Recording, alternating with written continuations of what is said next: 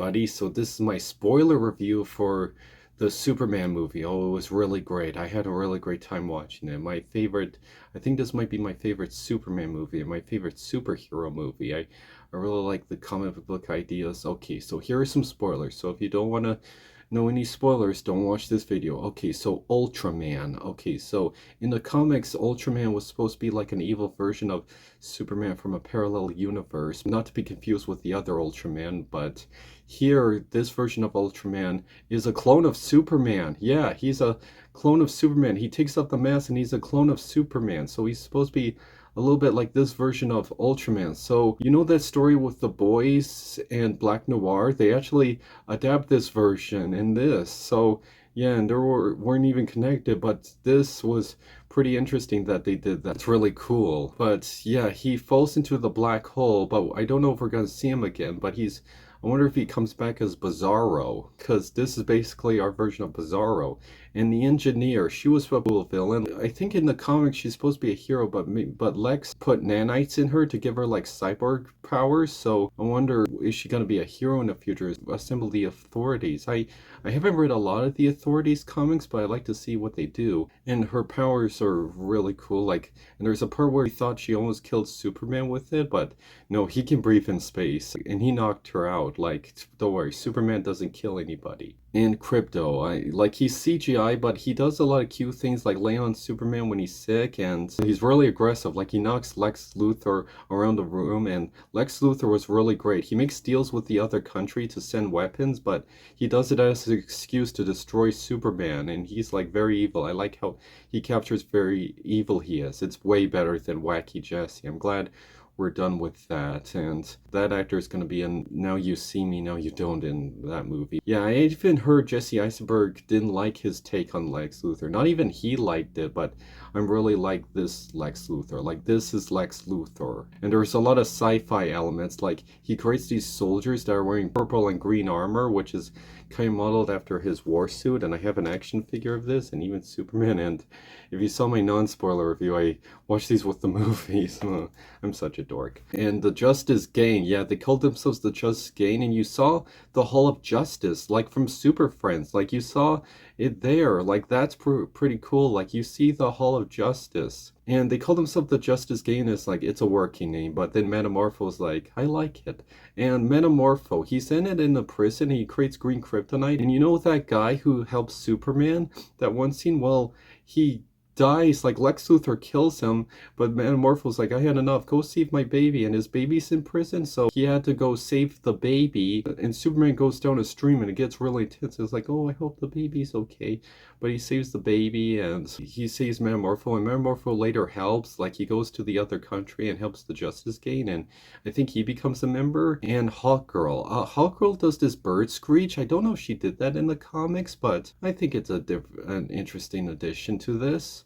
They don't explain is she from Thanagar or the reincarnated version. Also, Peacemaker makes an appearance, like makes a cameo, and yeah, and he's even being interviewed. Also, they do something different with Superman. Like, Jor-El and Laura are in the movie, but we don't see Krypton getting destroyed because we've seen it a lot. And they show them as holograms, but they brought up like he's from Krypton and his parents want him to do better. But then Engineer, because she goes to the Fortress of Solitude, and they only can get in there with Superman's DNA, and they had it with Ultraman. But then Engineer hacks into Superman's hologram with his parents, and it's revealed that they sent him to Earth so they can rebuild Krypton and conquer it. Like, yeah, conquer it. Like, that's different from the Jor-El and Laura we know, but I kind of hope they maybe try to retcon this later in the movie, because they're like, no, it's for real. No, it's for real. We didn't, like, Lex Luthor didn't post this. Like, that's why in the movie, when people are hating on Superman, it wasn't because he entered a country. It was because they think he's a conqueror. Also, there's a scene where they reveal that on social media where they're being mean to him, it's a bunch of brain mind-controlled monkeys, like monkeys that Lex Luthor being controlled to ruin Superman's reputation. I don't know if he really needed those. but he tries to redeem himself. He turns himself into the authorities, but then he gets in prison, and that's how he met Metamorpho in that prison. And Lex Luthor does get exposed because he's making deals, and it was because of Miss Testmarker, because she keeps taking selfies.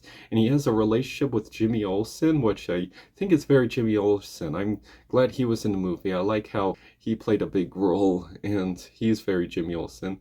No, I like Henry Cavill's version of Superman. Don't get me wrong, I like Man of Steel, but I really like how this tries to be more like the comics, because you could tell Man of Steel tried to take it too seriously and try to be more realistic, like try to take it more darker and serious. But I really like how this feels like Superman and really feels like a comic book come to life. Like he fights a giant monster, like that's like Saturday morning cartoon superhero stuff, which I really love. Like I always wanted to see a superhero movie where he fights a giant monster, because I watch Godzilla movies and superhero movies, so I really love seeing that. And the Justice Game, that's where we first get introduced them and they help out. Oh, so you know that jellyfish creature? Apparently it's an interdimensional imp and it has one scene in it, but I kind of wonder why isn't Superman fighting or helping out? But apparently the Justice Gang are handling it because he's trying to think because about his biological parents and what he was really sent here for. But he's like, no, I'm trying to be a hero. I want to help people because that's Superman. Also, and the city opening, like apparently because Lex Luthor created a portal gate so he could go to different countries, and he opened a pocket dimension which opened a black hole, and Mr. Trev's like, that's why you never try to open a portal. Like that is the most comic book thing I have ever seen in a movie, and I love it. I love that. Like this is meant for a lot of comic book fans, and I hope other audiences can enjoy this too. And Lois Lane fights the tear ship. He said, we made it easy. And there's a funny part where he opens the garage door. He's like, you build a ship, but you can't build a faster garage door. And Mr. is like, I'm working on it. You know, I brought this before, but there's two actors from X-Men First Class. Lex Luthor played Hank McCoy, and Mr. Terrific played that Darwin character. That's pretty interesting that they did that. And also Supergirl, like if you know, she was cast, but she's in it for one scene. Like your cousin is home and she's at the very end of the movie. Apparently she's been going off to other planets and getting drunk, and she's like, where's my dog? And apparently she's friends with Crypto, so I think that's gonna set up for Supergirl Woman of Tomorrow, because she does get drunk in that story. I actually own the story here. Yeah. Yeah, I actually bought the graphic novel because I heard they were making that into a movie, and there are some scenes where she does get drunk and wasted because she goes to red planets to try to because she wants to get drunk. That's kind of funny, but yeah, but it's good to see her, and I really love her Supergirl outfit. I thought that was done really well, and she wears a coat because she goes out partying. And there's also a funny part where he's like, I'm called Four, but why don't I have a name? Well, Four is a name. He's like, so is Gary. So I guess he wants to be called Gary. And I just see a Shazam graphic novel I own where it has the name Gary. And I wonder if they named it after him or it's just an amazing coincidence. But yeah, and you see it's like, because when Superman's getting healed, he's like, listening to his parents help him. And before it was the Jor-El and Laura, but now it's his foster parents, which is pretty sweet. And those are some good memories. And the actors who played them are really great. Also, this is the first time where we have Jonathan Kent, and he doesn't die in the movie. Yeah, in all the Superman movies, Jonathan Kent always dies, but this is the first time we have a movie where Jonathan Kent still lives. I have seen other versions where he lives, so it's pretty good that they did that. And I really like the actors who play Martha and Jonathan Kent. They were really sweet, and they act like old-timey farm people, and I really like how they portrayed them. I thought that was really nice. And the mid-credit scene and after-end credit scenes, I thought they were going to try to set things up like maybe Supergirl or other DC movies, but they're still in the process of making them. But they did jokes once. Like one was, like the first mid-credit scene was Superman on the moon, and he's holding Crypto and giving him a hug. I thought that was really sweet. Yeah, I love Crypto in this. He was really sweet.